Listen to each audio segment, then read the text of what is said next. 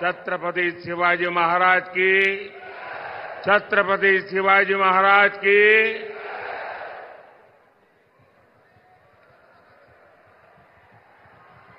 इथे मंचावर खासदार आहे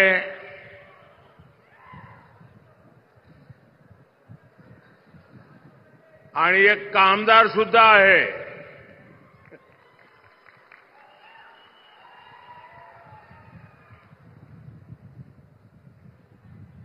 यहां बोलते हैं ना येलकोट येलकोट येलकोट येलकोट येलकोट येलकोट येलकोट येलकोट बालू मामाच्या नावाने, बालू मामाच्या नावाने। हर हर महादेव। मी महाराष्ट्राचे कुलदैवत विठोबा रखुमाई आणि माढेश्वरी देवी यांच्या चरणी नतमस्तक होतो। तुम्हा सर्वांनाही माझा प्रेमपूर्वक नमस्कार।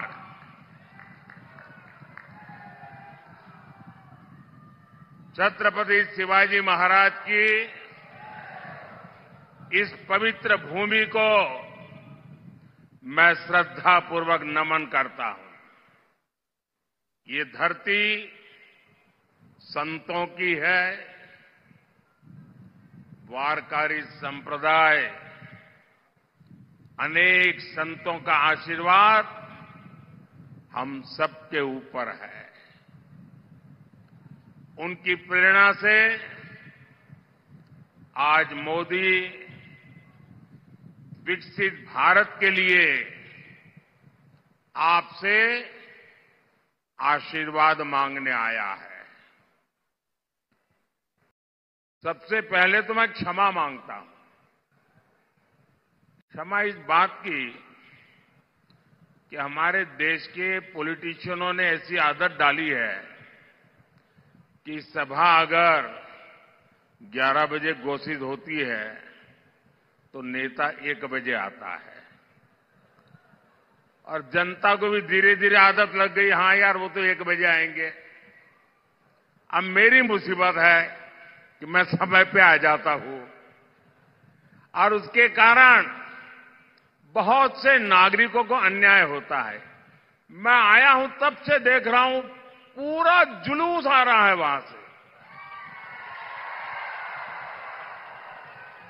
अब इतनी बड़ी तादाद में जो लोग आ रहे हैं, मैं उनको मेरी बात नहीं कह पाऊंगा, इसलिए जो अभी पहुंचे नहीं हैं मैं उनके भी पहले से क्षमा मांगता हूं, क्योंकि आगे के कार्यक्रम में जाने के लिए मैं अपनी बात करके चला जाऊंगा।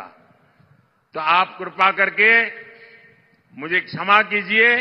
आप इतने दूर दूर से आते होंगे, गांवों से आते होंगे और इस सभा के लिए आते होंगे, लेकिन मेरी कठिनाई है कि मैं आपके दर्शन किए बिना आगे निकल जाऊंगा।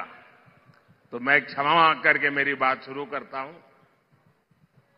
लेकिन साथियों, ये जो हुजूम मैं देख रहा हूं, वहां धूप में भी इतने लोग खड़े हैं, ये प्यार, ये बहुत बड़ी ताकत होती है जी।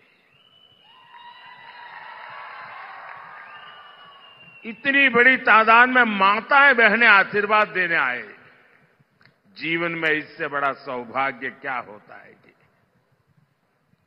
पिछले 10 साल में आपने जब से मुझे काम दिया है, अपने शरीर का कण कण और समय का पल पल सिर्फ और सिर्फ नम्र भावपूर्वक आपकी सेवा में लगाया है।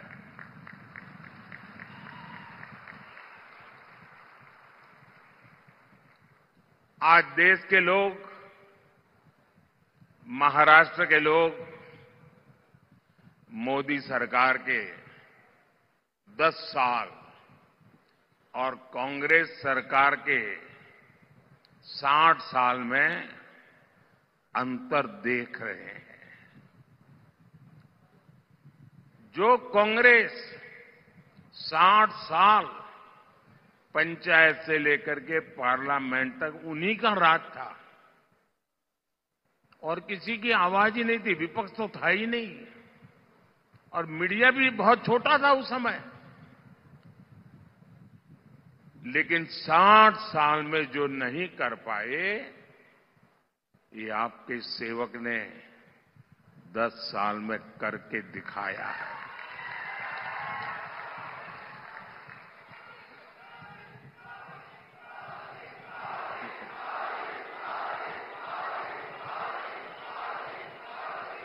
पिछले 60 साल में आपने कई बार कांग्रेस के सभी प्रधानमंत्रियों के मुंह से, उनके सभी नेताओं के मुंह से एक ही बात सुनी होगी, गरीबी हटाएंगे, गरीबी हटाएंगे, गरीबी माला जपते रहते ना। और हर चुनाव में गरीब गरीब गरीब गरीब गरीब गरीब गरीब गरीब गरीब गरीब गरीब गरीब गरीब यही माला जपते रहते थे। उससे आगे कुछ नहीं करते थे। आपके आशीर्वाद से, आपके सहयोग से और आपने मुझे जो कुछ भी शिक्षा दीक्षा दी है उसके कारण 10 साल में इस देश के 25 करोड़ लोगों को गरीबी से बाहर निकालने में हमें सफलता मिली है। भाइयों बहनों, आप मुझे बताइए, कोई अगर गरीबी से मुक्त होता है तो आपको अच्छा लगता है कि नहीं लगता है? कोई गरीब का भला हो तो आपको अच्छा लगता है कि नहीं लगता है? जरा माताएं बहनें बताएं, अच्छा लगता है कि नहीं लगता है? अच्छा लगता है। अगर किसी को गरीबी से बाहर निकालते हैं तो हमें पुण्य मिलता है कि नहीं मिलता है? पुण्य मिलता है कि नहीं मिलता है? ये 25 करोड़ लोग गरीबी से बाहर निकले तो इसका पुण्य किसको मिलेगा? इसका पुण्य किसको मिलेगा? इसका पुण्य किसको मिलेगा? इसका पुण्य किसको मिलेगा? इसका पुण्य किसको मिलेगा? मोदी को नहीं मिलेगा। ये जो 25 करोड़ गरीबी से बाहर आए हैं ना, वो जो आशीर्वाद दे रहे हैं, उस पुण्य के हकदार सिर्फ और सिर्फ आप लोग हैं, क्योंकि आपने वोट देकर मोदी को ये काम करने के लिए कहा था और इसलिए इस पुण्य के सच्चे अधिकारी आप हैं। आज 80 करोड़ देशवासियों को उनकी थाली भरी हुई रहती है, उनका चूल्हा जलता रहता है, उनका बच्चा भूखा नहीं सोता है, 80 करोड़ लोगों को मुफ्त खाना मिलता है। इसका पुण्य किसको मिलता है? आपको मिलता है। आपने मोदी को वोट देकर के ये पुण्य कार्य करने के लिए भेजा है। साथियों, जब देश में मजबूत सरकार होती है तो उसका ध्यान वर्तमान के साथ ही भविष्य की योजनाओं पर भी होता है। यही सोचकर आज भाजपा सरकार रेल, रोड, एयरपोर्ट पर अभूतपूर्व खर्च कर रही है। जितना कांग्रेस सरकार ने अपने 10 साल में खर्च किया, उतना आज हम 1 साल में खर्च कर रहे हैं। तभी तो आज आप हर तरफ आधुनिक इंफ्रास्ट्रक्चर देख रहे हैं। इसका सीधा लाभ भगवान विट्ठल की इस धरती को भी हो रहा है। यहां पालकी मार्ग हो, रेलवे का काम हो, एयरपोर्ट का काम हो, ऐसे हर काम पर महायुति की हमारी सरकार तेजी से काम कर रही है। भाइयों और बहनों, महाराष्ट्र की जनता जब प्यार देती है, जब आशीर्वाद देती है, तो कोई कसर नहीं छोड़ती है। लेकिन अगर कोई अपना वचन पूरा नहीं करता, तो महाराष्ट्र की जनता उसे भी बराबर याद रखती है। रखती है कि नहीं रखती है? और हिसाब बराबर समय आने पर चुकता करती है कि नहीं करती है? अब देखिए, 15 साल पहले एक बहुत बड़े नेता यहां चुनाव लड़ने के लिए आए थे। कहते हैं कि तब उन्होंने डूबते सूरज की शपथ लेकर कहा था कि यहां सूखे से प्रभावित क्षेत्रों तक पानी पहुंचाएंगे। उन्होंने पानी पहुंचाया क्या? पानी पहुंचाया क्या? पानी पहुंचाया क्या? याद है ना? याद है ना? अब उनको सजा देने का समय आ गया है। एक वो दिन था और एक आज का दिन है।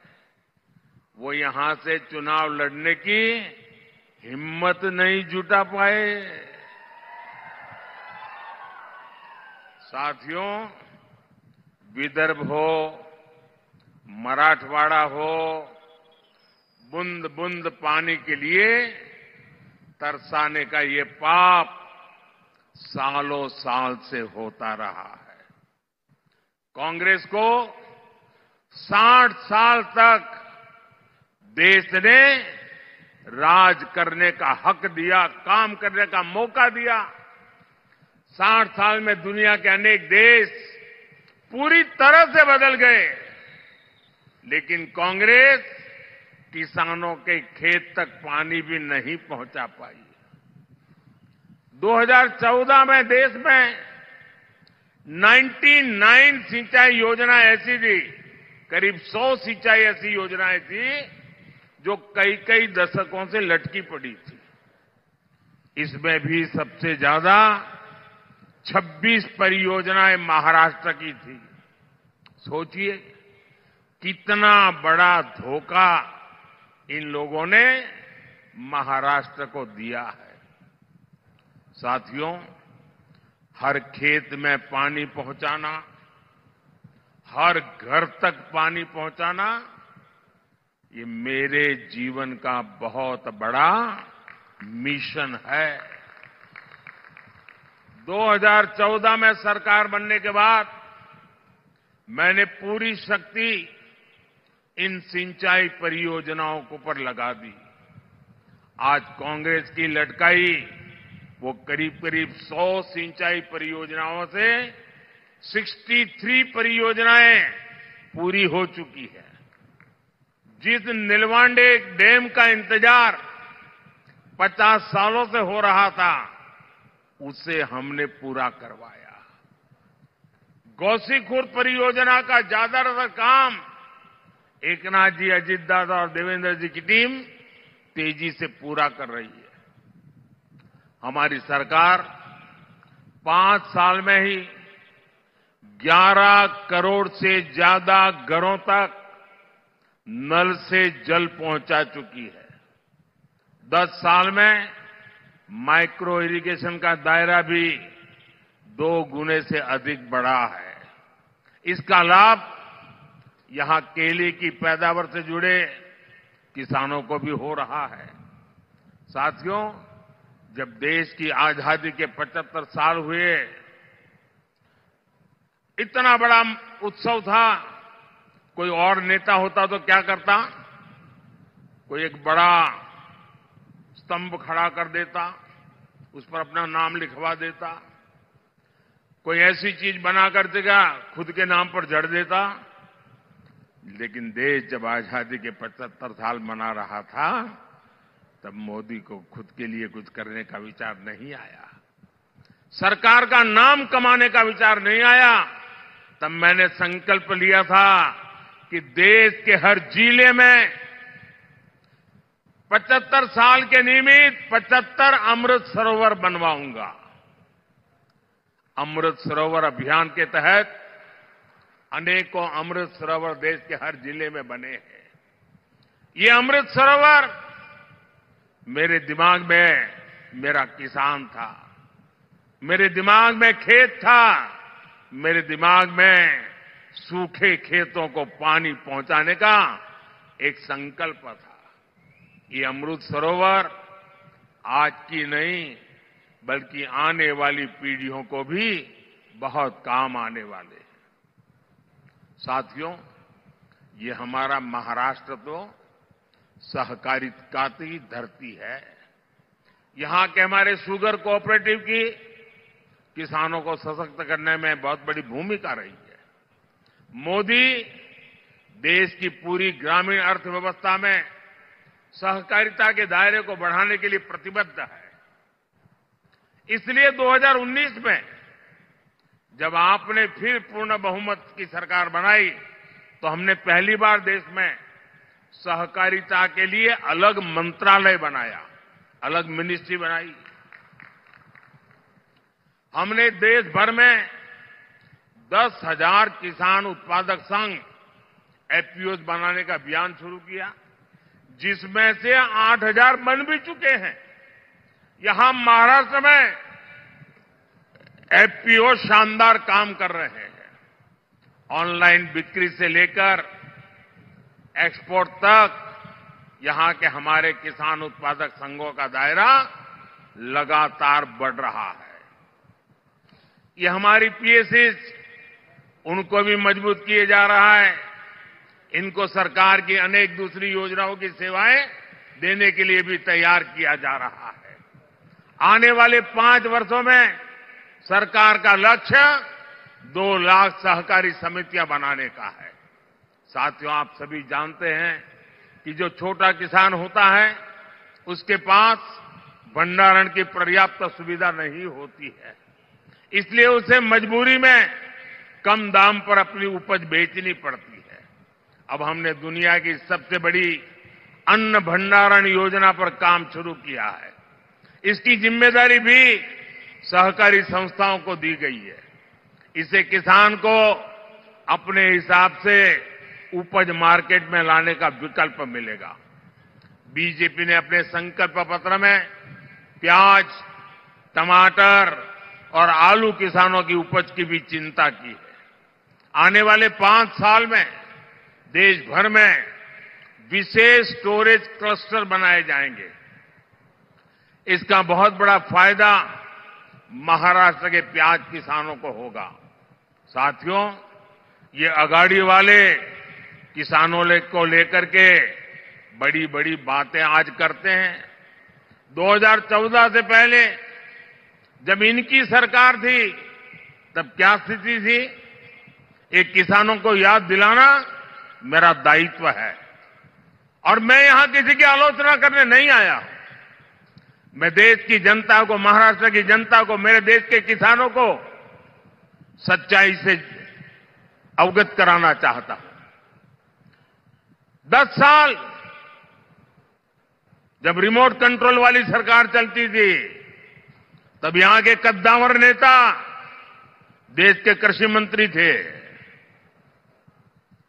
और क्या हुआ था, जब यहां के बड़े कद्दावर नेता दिल्ली में बैठे राज करते थे तो गन्ने का एफआरपी करीब 200 रुपये था। और आज मोदी के सेवा काल में गन्ने का एफआरपी 340 रुपये प्रति क्विंटल, यानी करीब करीब 350 रुपये।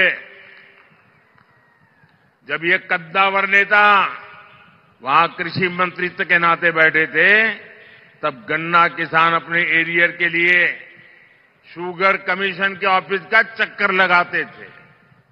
आज ऐसी स्थिति नहीं है। आज देश में करीब करीब 100% एरियर पेमेंट होता है।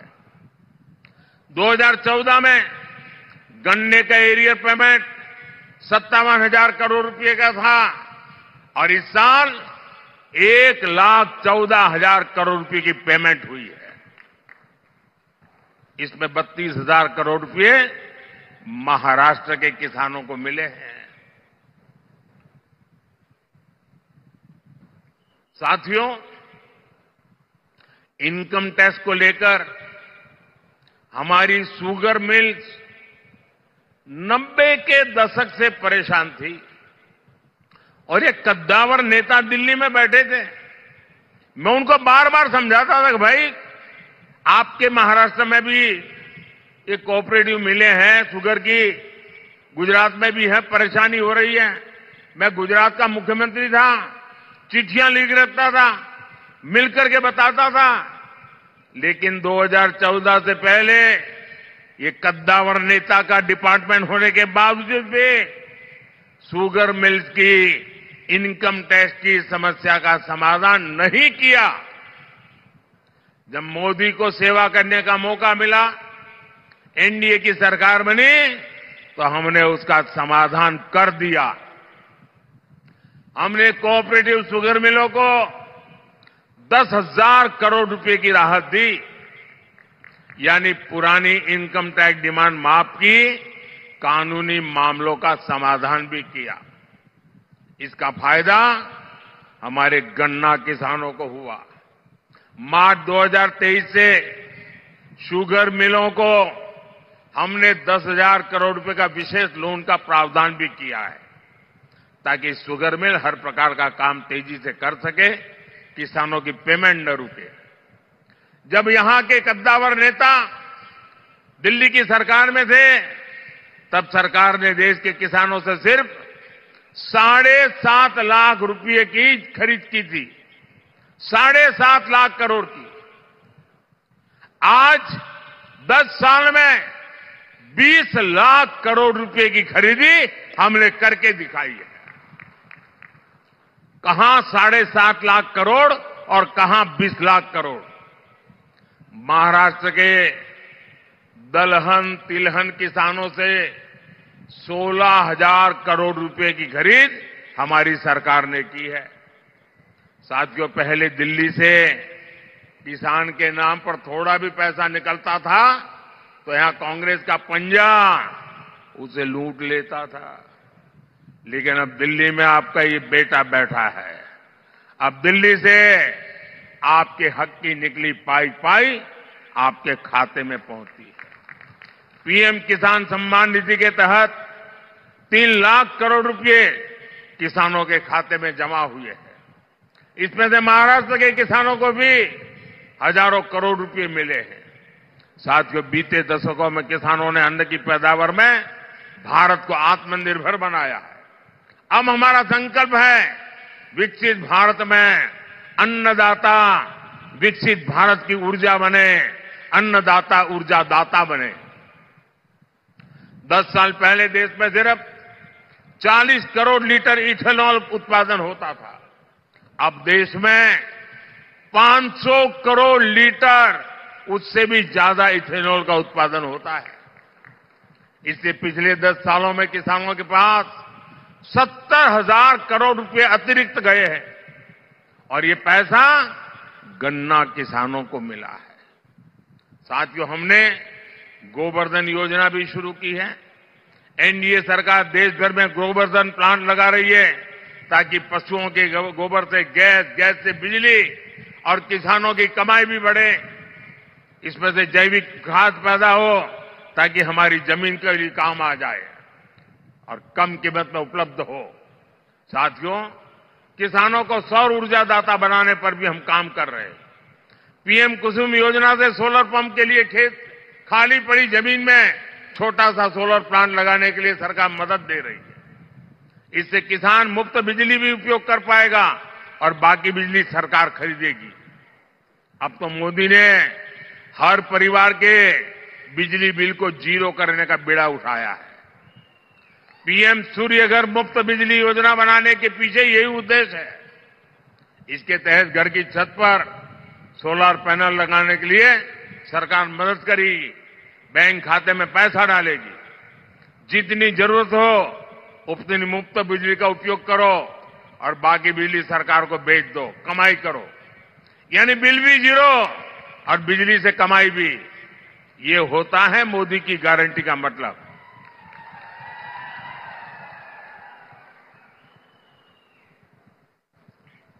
भाइयों बहनों, विकसित भारत बनाने में देश की नारी शक्ति की बहुत बड़ी भूमिका है। मोदी गांव की अपनी करोड़ों बहनों को सशक्त करने में जुटा है। 10 वर्ष में हमने 10 करोड़ बहनों को स्वयं सहायता समूहों से जोड़ा है। आज ये बहनें गांव की अर्थव्यवस्था को गति दे रही है। हमारे प्रयासों से कुछ समय के भीतर 1 करोड़ बहनें लखपति दीदी बनी है। आंकड़ा बहुत बड़ा है। 1 करोड़ बहनें मेहनत करके, कमाई करके लखपति दीदी बनी है। और अब मोदी ने गारंटी दी है कि मैं 3 करोड़ बहनों को लखपति दीदी बनाऊंगा। और तभी तो हिंदुस्तान कोने कोने से हर मां, हर बहन, हर बेटी एक ही बात कह रही है, फिर एक बार, फिर एक बार, फिर एक बार। भाइयों और बहनों, भाजपा के इन प्रयासों के बीच आपको कांग्रेस की एक्सरे मशीन के सावधान रहना है। कांग्रेस के नेता, कांग्रेस के साझादे गली गली में घूम करके कह रहे हैं कि उनको मौका मिलेगा तो वो आपका एक्सरे निकालेंगे। आपके लॉकर में क्या पड़ा है, आपके बैंक में क्या खाते में पड़ा है, आपके घर में कितना सोना पड़ा है, कितने पैसे पड़े हैं, ये सारा उसका हिसाब किताब लगाएंगे। और फिर कहते हैं वो हम बांट देंगे, ज्यादा जो है ले लेकर के बांट देंगे। इतना ही नहीं, वो एक ऐसे टैक्स की बात कर रहे हैं, आज आप हर मां बाप मेहनत करके कुछ न कुछ बचत करता है, अपनी जरूरत को कम करके बचत करता है, क्योंकि उसके मन में रहता है कि मरने के बाद बच्चों को कुछ दे करके जाऊं, अपने संतानों को कुछ दे करके जाऊं। और इसलिए वो कुछ न कुछ बचत करता है। अब ये कहते हैं जो बचत करते हैं आप, उस पर सिर्फ आपके संतानों का हक नहीं होगा, उस पर सरकार का भी हक होगा। और जो भी आपने बचाया है बच्चों के लिए, वो बच्चों को जाने से पहले आधा से ज्यादा सरकार ले लेगी। अगर आपके पास 10 एकड़ की जमीन है, अब आपको 10 एकड़ की जमीन बच्चे को नहीं दे पाएंगे, 5 एकड़ सरकार ले लेगी। आपने गांव में एक घर है, शहर में एक घर बनाया है, तो घर गया समझ लीजिए। अब मुझे बताइए, आपको ऐसी सरकार चाहिए क्या जो आपकी मेहनत का पैसा लूट ले? ऐसी सरकार चाहिए क्या? आपकी संपत्ति छीनने का उनका इरादा, ये खतरनाक इरादा है। ये मार्क्सवादियों का विचार है, इन नक्सलवादियों का विचार है। और इसलिए ऐसे लोगों से एक भी आदमी जीत करके दिल्ली नहीं जाना चाहिए। इन सब से आपको कांग्रेस से सतर्क रहने की जरूरत है। और उनके सारे साथी भी ऐसे ही है। साथियों, आज अयोध्या में 500 साल के बाद भव्य राम मंदिर बना। राम मंदिर बनने से हर कोई खुश है। आप खुश है कि नहीं है?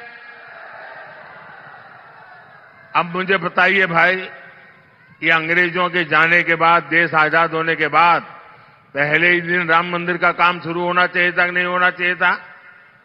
इतने साल क्यों लटका रहा? क्योंकि उनकी वोट बैंक की राजनीति थी। उनके वोट बैंक की चिंता थी, आपकी आस्था की चिंता नहीं थी, आपकी भावना की चिंता नहीं थी, आपकी श्रद्धा की चिंता नहीं थी। कांग्रेस के पास मौका था, लेकिन कांग्रेस इस पवित्र काम में सिर्फ रुकावटें पैदा की। जिसकी राम में आस्था होगी वह ऐसे काम कभी नहीं कर सकता। कांग्रेस की राम में ना आस्था है और ही उसके पास ऐसा एहसास है, और उनके सारे चेले चपाटे भी यही है।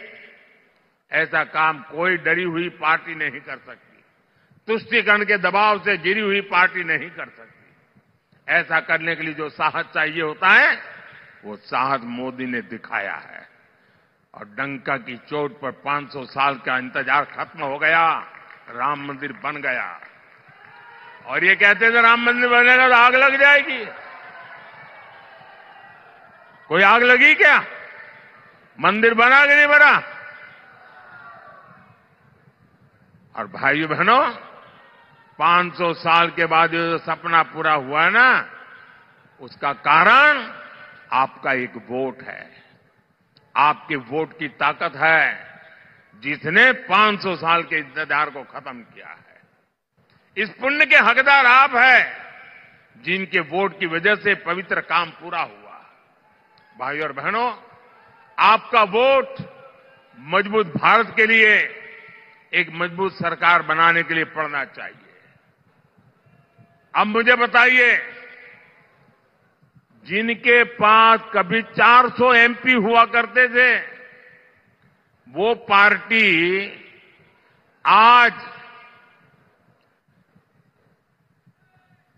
250 पौने 300 लोगों को चुनाव नहीं लड़ा पा रही है।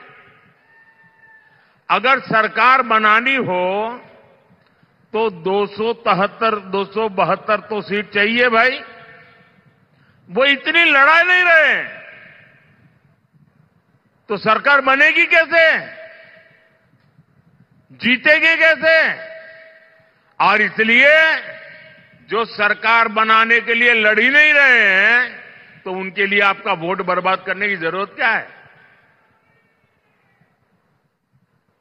और इसलिए मैं आपसे आग्रह कर रहा हूं कि आप वोट दे करके सरकार को मजबूत बनाइए। और आप जब वोट देंगे ना, वो वोट सीधा सीधा मोदी के खाते में जाने वाला है।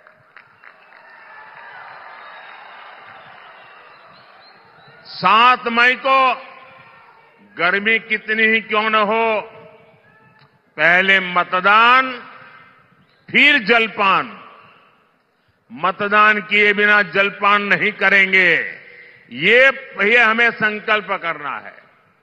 7 मई को मेरे साथी रंजीत नायक निंबालकर जी को आप जो वोट डालेंगे, वो मोदी की शक्ति बढ़ाएगा।